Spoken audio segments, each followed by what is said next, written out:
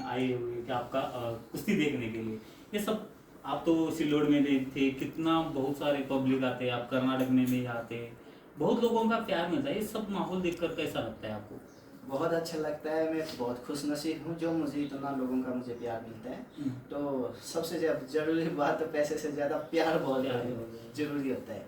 तो इस दर्शक और जनता जो भी ये वीडियो देख रहा है, उनको सब जितना भी दर्शक है, जनता है, उनके लिए बहुत बहुत धन्यवाद जो मुझे इतना अपने तरफ से दिल से आशीर्वाद देते हैं, प्यार देते हैं। पहलवान जो अभी महाराष्ट्र में बहुत बड़े बड़े पहलवान हैं, आप तो जानते ही होंगे, लेकिन इनका जो स्ट्रगल रहता है उसी तरह आपका स्ट्रगल है। मुझे पता है कि आपका कुश्ती को कैसा आना हुआ, शुरुआत कैसी हुई, क्योंकि लोगों का एक कहना रहता है कि पहलवान बनना है तो बहुत बड़ी हाइट होना पड़ती है, तबीयत बहुत बड़ी होना पड़ती है, लेकिन आपकी तो उस पर थोड़ा कमी है।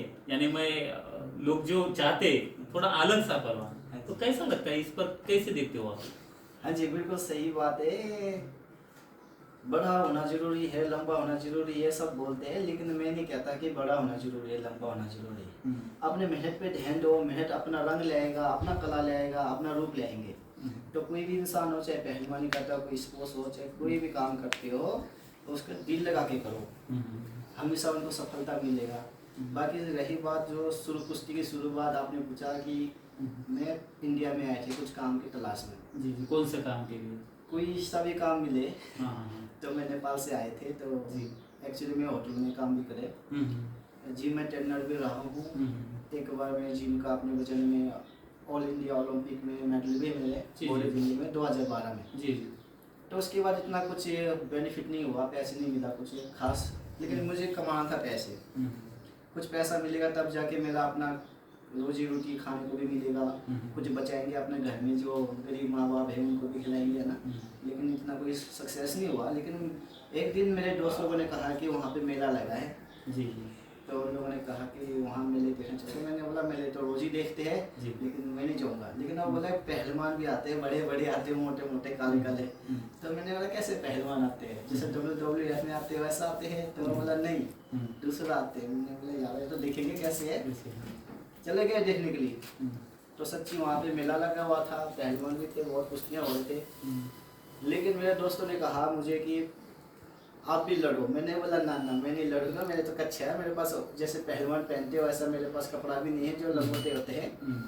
तो उन लोगों ने कहा ना आपको लड़ना पड़ेगा। जबरदस्ती नंगा नंगा कर दिया, मुझे कपड़ा खोल दी, जबरदस्ती वहाँ भेज दिया। कौन सा स्टेट था वो, कौन सी ठिकाना था वो प्लेस? वो प्लेस था, वो पंजाब में था जी। तो फिर उसके बाद मैंने बड़ा बड़ी सोचे कि क्या करूं, कहीं मार देंगे, बड़े पहलवान है ना ऐसे वैसे। लेकिन मैं उसके हम जी नहीं करते थे। तो एक पहलवान ने बोला कि आप मेरे लंगोटा ले लो नहीं तो खोल देंगे। तो उन लोगों ने लंगोटा दिया मुझे, तो मैंने पहना। पहनने के बाद मेरा टाइम आया कुश्ती लड़ने का, तो लड़ने के बाद अचानक ये पता नहीं कुछ अलग ही हुआ। मैंने उस पहलवान को चीट कर दिया पहली बार में। कौन सा पहलवान है उसका याद है क्या अभी, नाम वगैरह? नाम तो इतना याद नहीं है, लेकिन पता नहीं कहाँ का था वो, इतना याद भी नहीं। लेकिन मेले के बाद उसके में कोई इन चीज़ों का ज़्यादा ध्यान नहीं रखते थे। लेकिन आपके जिंदगी में वो टर्निंग पॉइंट है कुश्ती में। टर्निंग पॉइंट वो है, लेकिन मैं कमाने के लिए आया था, तो मैंने वो पहलवान को चीट कर दिया। तो काफ़ी सारी जनता था, उन लोगों ने 10-10, 20, कोई 50, कोई 100 दी गया प्यार दे आशीर्वाद के तौर पे। तो मेरा कम से कम 4-5 हज़ार रुपये बने। तो मैं पूरा महीने में 1000 रुपये कमाते थे, और 1-5 सेकंड में मैंने कमा लिया वो। तो मैंने सोचा इन चीज़ों पर ध्यान देता हूँ, तो इन चीज़ों पे फिर मैं लगे रहे। फिर अखाड़ा पूछा, नया नया कौन सा अखाड़ा है, वहाँ जाएंगे। कहीं एक दोस्त महीने हम डिस्कस करते रहे, पूछते रहे पहलवानों को। फिर मैं एक रिंग का पहलवान था पंजाब के, उनके साथ गए। फिर वहाँ पे अखाड़े में प्रैक्टिस करी 3 साल। 3 साल के बाद फिर मैं दंगल में उतर गया धीरे धीरे। उस टाइम नाम नहीं था, अब धीरे धीरे आप लोगों का आशीर्वाद से यहाँ तक हूँ। तो पहलवान जी आपको देखकर तो किसी को भी, अनजाने लोगों को भी पता चलता है कि ये पहलवान है, क्योंकि आपको लाइसेंस मिला है। हाँ जी, जो कान का लाइसेंस है ये। मुझे पता है कि जो महाराष्ट्र में कंपटीशन रहती है, जो कि महाराष्ट्र केसरी रहता है, और कोई महाराष्ट्र चैंपियन बनता है, कोई महाराष्ट्र केसरी पहलवान बनता है, वैसा आपका कोई मेडल वगैरह है कि जो कि कंपटीशन नेपाल में हो या अन्य स्टेट में हो आपके उधर? हाँ जी, इस तरह का कंपटीशन तो होते रहते हैं, लेकिन क्या है कि इस तरह कंपटीशन में बड़े बड़े पहलवान आते हैं, हम इतना बड़े पहलवान नहीं है, लेकिन ये बात है पब्लिक मुझे प्यार करते हैं, जी, जी, जी। इसके लिए मुझे बहुत अच्छा लगता है। लेकिन चलो मैं भी जहाँ भी कुश्ती जाता हूँ, ऐसा नहीं है कि जहाँ पे मैं जीत कर ही आऊँ, कई बार हार भी जाते हैं, कुछ पता वो नहीं तो यही लगता है। चलता ही। लेकिन क्या होता है, जीता तो बहुत कुछ है, लेकिन मैं बता भी नहीं सकता क्या क्या जीते हैं, जी जी है ना। मैं ये नहीं कह सकता कि मैं वो मेडल लाया भाई, इतना पब्लिक की दुनिया में भारत केसरी का लिया और लिया, लेकिन इतना नहीं मेरे उसमें, मेरा भारत केसरी लेवल में या नेशनल लेवल में मैं नहीं लड़ सकता। वो इसलिए नहीं लड़ सकता, मैं पहली बात तो नेपाल के है ना, ये इंडिया का ही और इंडिया के ही होते हैं वो चीज़ें। बाकी कुश्ती में ध्यान देता हूँ, अपनी बस रोजी रोटी मिल रही है कुश्ती के नाम पे, यही बहुत है। हाँ जी।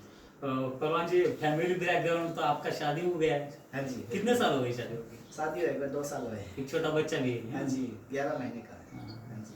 पहलवान जी, कैसा हो गया शादी? कोई लव मैरिज हो या अरेंज मैरिज, ऐसा कुछ है? ये लव मैरिज भी है, अरेंज मैरिज भी है, दोनों ही है। हाँ जी, हाँ जी। भाभी जी, आपको पहलवान देखकर प्यार हुआ या कोई मेहमान है? हाँ जी, हाँ जी। मैं कुश्ती में गया था, तो वहाँ कुश्ती में गया था, तो उन लोग लेडीज लोग भी आती है कुश्ती जी, जी। देखने, तो मेले में तो उन लोगों ने कुश्ती देखा होना, तो मेरा नाम सुना होगा, वहाँ लोग उसमें दौड़े थे, तो उनको ये था कि उनका मम्मी पापा दीवाने थे मेरे जी जी जी। कुश्ती का, तो उसका नाम सुना, तो उसने सुना मेरे मम्मी पापा बहुत देखते हैं, देवा थापा को देखना चलते हैं। हाँ। वो झूला झूलते झूलते उतर के उन लोग सारे अपना सहेलियों के साथ आए, तो उन लोग आए तो फिर सेल्फी सुल्फी लेने लगे। फिर एक मेरा चेला था छोटा सा, उनने उनने कहा कि देवा भाई नंबर ले लेते हैं इनका, नेपाल का शादी हो जाएंगे। मैंने बोला यार शादी शुदी का तो पता नहीं, चलो कोई बात नहीं, ले लो। ऐसे करके ले दिया, उन लोगों ने फट से दे दिया। बात बुत होते रहे कम से कम 2-4 महीने, 8 महीने, फिर उसके बाद शादी हो गई। अभी सुखी संसार चल रहा है। हाँ जी, हाँ जी। तर मंडळी, हे पहलवानांचं लाईफ आहे आणि तुम्हाला माहीतच आहे भाऊ, ज्यांना कुस्तीचा नाद नाही, महाराष्ट्रातील असो का कुठला असो, बऱ्याचदा माझे व्हिडिओज बघतात लोक, ज्यावेळी भेटतात ना, मी म्हणतो कसले काय करताय, कुठले व्हिडिओ? कुस्तीचे व्हिडिओज बनवताय. कुठलं पहलवान माहित आहे का म्हणलं, ज्यांना कुस्तीचं माहीत नाही, आपले पहलवान माहीत नाही, ते सांगतात की हा ते देवा थापाची कुस्ती बघतोय, बाबा लाडीची कुस्ती बघतोय. म्हणजे एवढं त्यांचं सर्वसामान्यांच्या मनावर प्रतिबिंब राज्य केलेलं आहे देवा थापाने, की ज्यांना काही नाद नाही कुस्तीचा, माहीत पण नाही, ते देवा थापाची पण कुस्ती बघतात, कारण त्यांना भारी वाटते ती कुस्त्या, मनोरंजक अशा, म्हणजे लोकांना कंटाळ येत नाहीत कुस्त्या बघताना. पर मुझे एक चीज मुझे बताइए कि आपके जो उधर के नेपाल बॉर्डर हो या कहीं भी जो कुश्ती होती है, तो थोड़ा महाराष्ट्र के अलग से